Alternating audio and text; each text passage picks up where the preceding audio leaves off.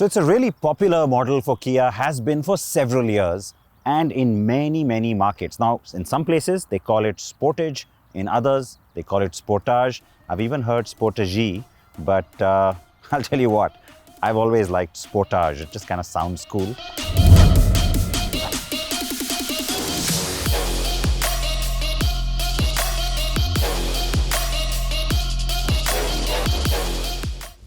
I'm in Germany with the car, and here in Europe, the Sportage has a lot of options. There's a 1.6 diesel, a 1.6 turbo petrol, and both get a mild hybrid. But interestingly, there are two hybrids, a plug-in hybrid and that conventional self-charging kind. The cabin's well put together as you'd expect from most Kias now. The familiar two large screens for the infotainment and virtual cluster.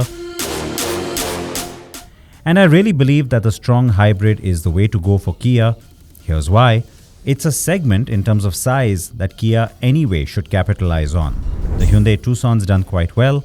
The Sportage shares a lot of its components with the Tucson anyway and just seems to be the right choice.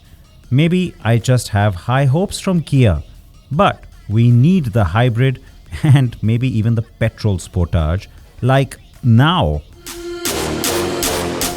I said it before and I'll say it again. Kia has a lot of SUVs in its global portfolio. In India, it's anyway only played the UV card so far, so why not take that up a notch?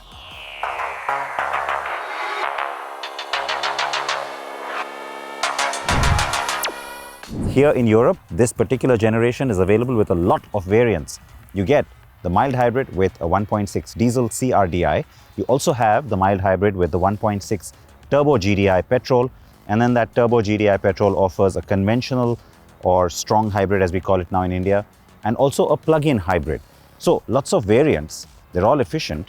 Why am I talking about this car? Well, I think that for some time now we've all been speculating about Kia should bring the Sportage to India. There's lots of logical reasons why the timing is right now. It is the car that shares a lot in terms of platform, engines, aggregates with the Hyundai Tucson, a car that's done really well in India. And the variant that I recommend that Kia should think about, believe it or not, conventional hybrid or strong hybrid. I'll explain why.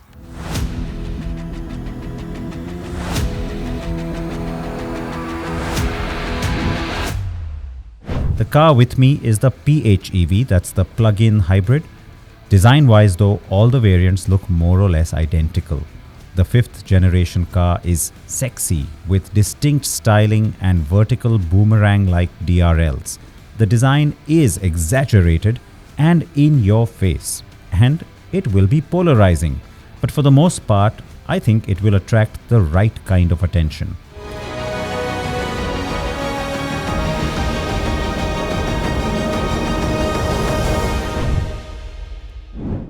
Let me also take a moment now to show you the funky cabin.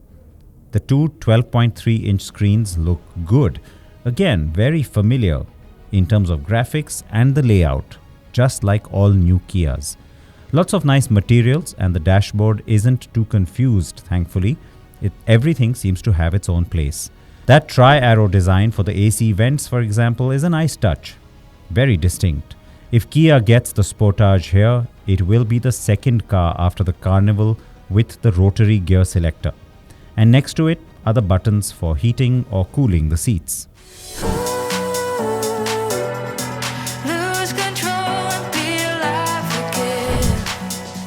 Let's just run you through all the specs, both for the conventional hybrid and also the mild hybrid. All variants have a 1.6-litre engine, but let me first get the plug-in hybrid out of the way. Now obviously it's the most powerful and the most expensive with the biggest battery, a 13.8 kilowatt-hour unit that gives you a 69-kilometer pure EV range. That's not bad. Then there is that conventional hybrid that I've been going on making a case for today. The second most powerful engine in the lineup, but it's a tiny 1.49 kilowatt-hour battery. Then of course there's the turbo GDI petrol, which also has good figures on paper. It comes with an optional 48-volt mild hybrid system, DCT and manual gearbox options, not surprisingly. What is surprising is that you get the DCT as an option on the diesel. And while that is very appealing to me still, it may not really be the reason to bring us this particular variant anyway.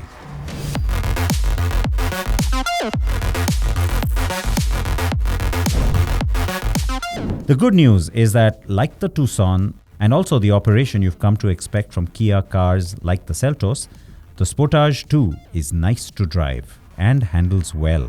It's a really smooth operation. It's really comfortable. It's also very familiar, this car. Now, I've driven the Sportage before, even in the US last year, and the good thing about it is how maneuverable it is. It's great in the city. It's also quite comfortable on the highway. Now, there's lots of options, as I said at the start to you, about the different trims and variants that you can get, and the powertrains, which is the most important. The gearbox options are also great and are well tuned to the needs of this car, given its size and its purpose. Now, here's the thing. A lot of brands are moving away from diesel, while Hyundai and Kia in India currently stay with diesel. We don't know that that's going to be the case going forward as our emission norms start getting stricter. Is it worth the investment? Possibly not, especially at a time when there's so much investment also happening for electric. And that's where this car could make a huge difference. You could start to see the premium sort of move towards strong hybrid. We've already had that with the one segment below cars, Grand Vitara and the Hyryder. And then you have the sort of, it's not a segment above, but the more expensive, let's say, cars like the High Cross. So you already have a certain expectation and there's a lot of curiosity. So instead of doing a diesel, you could have this strong hybrid being brought in. It is a segment that's already been made quite popular thanks to the Tucson. And then you've got, other players that kind of operate at a similar price point, the fringe ones like the C5. And so there's really a lot of merit in considering the 30 to 40 lakh rupee price segment, a space which Kia doesn't currently occupy, and a space that could give it some great dividends, even just in terms of brand strength. Up and I'm running. Do you want to see me get away? Kia has brought us many brand shapers, be it the EV6, EV9, or even the new Carnival.